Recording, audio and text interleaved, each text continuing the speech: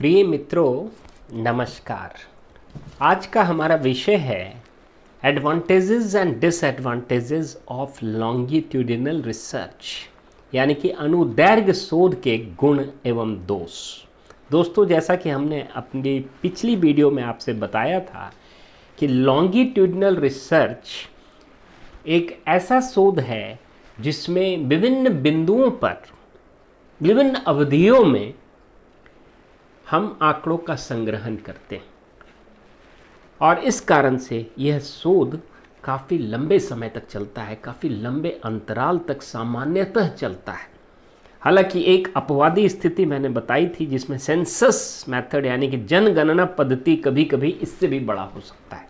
Longitudinal research 20-20 साल भी चल सकता है, लेकिन ये उससे कम भी हो सकता है, 10 साल से कम भी हो सकता है। तो कभी कभी जनगणना पद्धति इससे बड़ी हो जाती है, लेकिन लॉन्गिट्यूडिनल रिसर्च में फ्रीक्वेंसी ऑफ रिसर्च होता है और लेंथ ऑफ रिसर्च दोनों सामान्यतः बड़ा होता है।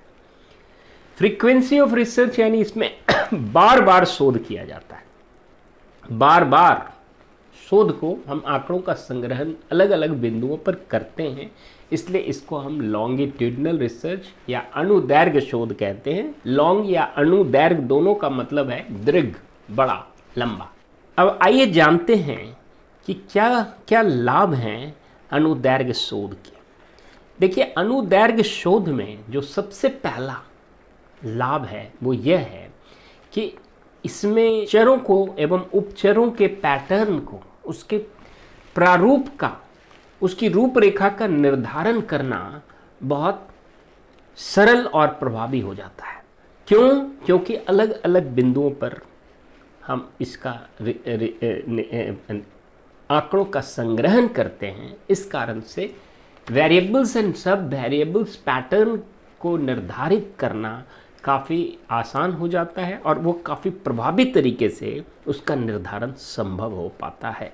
दूसरा, चूंकि बार बार इसमें हम रिसर्च कर रहे हैं, बार बार हम डाटा कलेक्शन कर रहे हैं, इस कारण से यहाँ कारण और परिणाम दोनों के बीच संबंध स्थापित करना सरल और सहज हो जाता है। दोस्तों, जैसा कि हमने पूर्व में भी बताया था कि रिसर्च एक वैज्ञानिक अध्ययन है, एक व्यवस्थित अध्ययन है, एक तुलनात्मक अध्ययन है, एक मूल्यांकनात्मक अध्ययन है। इसलिए यहाँ अलग अलग बिंदुओं पर शोध करने से, अलग अलग अवधियों में शोध करने से उसमें एक कारण संबंध स्थापना करना बहुत सरल होता है। इस कारण से शोध हमारा अधिक वैज्ञानिक और अधिक व्यवस्थित हो जाता है और उसकी तुलना करना भी आसान हो जाता है कि इस अवधि में ऐसे पैटर्न थे, इस अवधि में ऐसे पैटर्न हैं और इस अवधि में ऐसे। तो उसके बीच, अलग अलग अवधियों के बीच यहाँ तुलनात्मकता स्थापित करना भी काफ़ी सरल एवं सहज हो जाता है। इस शोध की जो तीसरी विशेषता है वो यह है कि यहाँ शोध की वैधता यानी कि वैलिडिटी ऑफ रिसर्च काफ़ी बढ़ जाती है, क्योंकि यहाँ शोध बार बार होने से उसकी एक्यूरेसी बढ़ती है, जिसके कारण उसकी वैलिडिटी यानी कि वैधता बढ़ जाती है। ऐसा एक बारीय शोध यानी कि जो हमने क्रॉस सेक्शनल रिसर्च या वन टाइम रिसर्च में ये संभव नहीं हो पाता, क्योंकि वन टाइम रिसर्च में वैधता उतनी 100% नहीं हो पाती, लेकिन इसमें वैधता की मात्रा काफ़ी बढ़ जाती है। उसी प्रकार जो लॉन्गिट्यूडिनल रिसर्च है वो अधिक विश्वसनीय होता है। खास करके अगर हम क्रॉस सेक्शनल रिसर्च से इसकी तुलना करें तो ये अधिक विश्वसनीय होता है, क्योंकि बार बार जब शोध होता है तो इसकी रिलायबिलिटी फैक्टर काफ़ी इम्प्रूव हो जाती है। उससे जो अलग अलग डाटा होता है और उससे जब हम स्टैटिस्टिकल एनालिसिस करते हैं तो ऐसा पाते हैं कि लॉन्गिट्यूडिनल रिसर्च में रिलायबिलिटी काफ़ी हायर एंड काफ़ी स्ट्रॉन्गर पाया जाता है। उसी प्रकार लॉन्गिट्यूडिनल रिसर्च में प्रामाणिकता यानी कि ऑथेंटिसिटी भी ज़्यादा होती है, क्योंकि बार बार डाटा कलेक्शन होता है तो उसका बार बार हम इन्फरेंस निकालते हैं। तो यहाँ पुनः एक वैज्ञानिकता आती है और डाटा का बार बार वेरिफिकेशन और बार बार हाइपोथेसिस टेस्टिंग होने से उसकी प्रामाणिकता काफ़ी बढ़ जाती है। और निश्चित रूप से लॉन्गिट्यूडिनल रिसर्च की जो प्रामाणिकता है यानी कि जो ऑथेंटिसिटी है वो क्रॉस सेक्शनल रिसर्च या वन टाइम रिसर्च से काफ़ी ज़्यादा होती है। लॉन्गिट्यूडनल रिसर्च का प्रयोग ज़्यादातर विकासात्मक अध्ययन यानी कि डेवलपमेंटल स्टडीज़ के लिए किया जाता है और उसके ट्रेंड को मेजरमेंट करने के लिए इसका प्रयोग किया जाता है, क्योंकि ये एक लंबा 10 साल 20 साल तक का ये शोध होता है और अलग अलग वर्षों में 2 वर्षों में इसको बार बार हम रिसर्च करते हैं, डाटा कलेक्शन करते हैं, एनालिसिस करते हैं। तो इसलिए इसका प्रयोग विकासात्मक अध्ययनों में ज़्यादा होता है, चाहे वह राजनीतिक विकास से संबंधित हो, चाहे वो आर्थिक विकास से संबंधित हो, चाहे वो सामाजिक विकास से संबंधित हो, चाहे वह धार्मिक विकास से संबंधित हो, वह सांस्कृतिक विकास से संबंधित हो, आध्यात्मिक विकास से संबंधित हो या मीडियाई विकास से संबंधित हो। और इसलिए लॉन्गिट्यूडनल रिसर्च से हम विकास की प्रवृत्तियों का काफ़ी हद तक मापन करते हैं, मेजरमेंट करते हैं। तो ये एक इसकी अलग से विशेषता है। इसकी 7वीं विशेषता ये है कि लॉन्गिट्यूडनल रिसर्च काफ़ी लचीला होता है, क्योंकि अलग अलग पीरियड में हम इसका शोध करते हैं तो इसमें हमें एक लचीला, एक फ्लेक्सिबिलिटी होता है। यहाँ तक कि हम टाइम की फ्लेक्सिबिलिटी भी रखते हैं, यहाँ तक कि रिस्पोंडेंट की फ्लेक्सिबिलिटी होती है।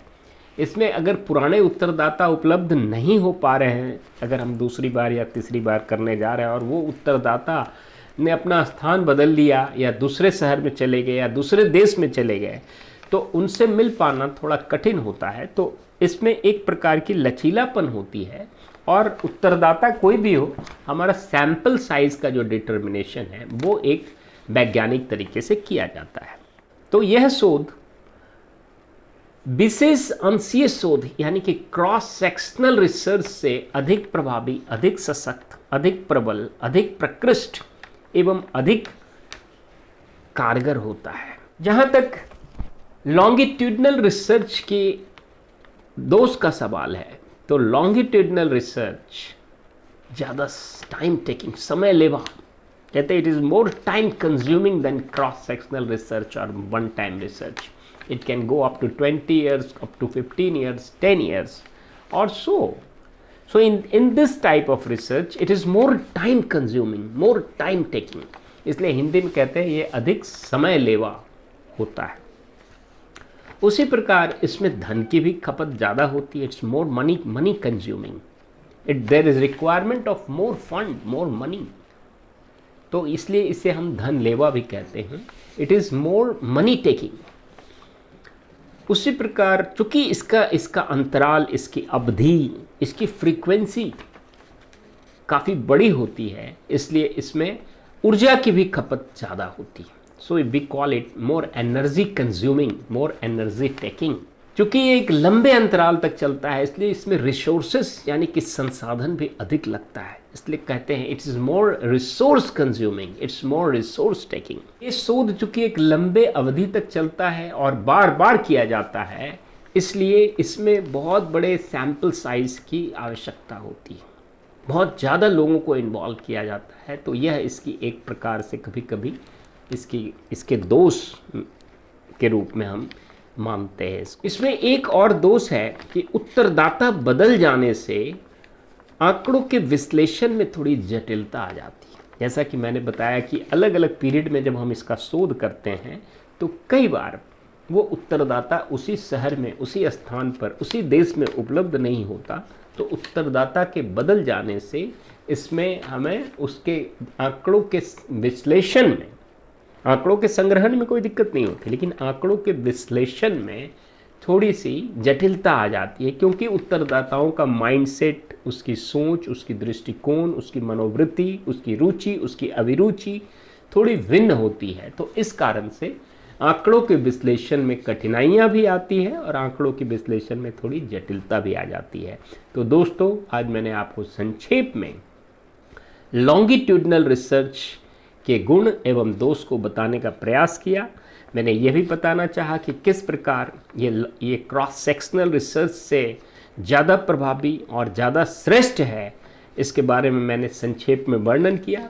यदि आपके मन में कोई प्रश्न हो, कोई शंका हो, किसी प्रकार की कोई उत्कंठा हो, तो आप बेहिचक निसंकोच हमारे कमेंट बॉक्स में अपना प्रश्न कर सकते हैं, अपने सवाल रख सकते हैं, अपने विचार प्रस्तुत कर सकते हैं, अपनी टिप्पणी कर सकते हैं। और दोस्तों, यदि अभी तक आपने मेरे इस चैनल को सब्सक्राइब नहीं किया है तो कृपया आप इसे सब्सक्राइब करें। यदि यह वीडियो आपको पसंद आया हो तो कृपया आपको इसे लाइक करें, और इस प्रकार के वीडियो में रुचि रखने वाले अगर आपके कोई जानकार हैं तो आप कृपया इस वीडियो को शेयर भी करें। तब तक के लिए इजाज़त, धन्यवाद।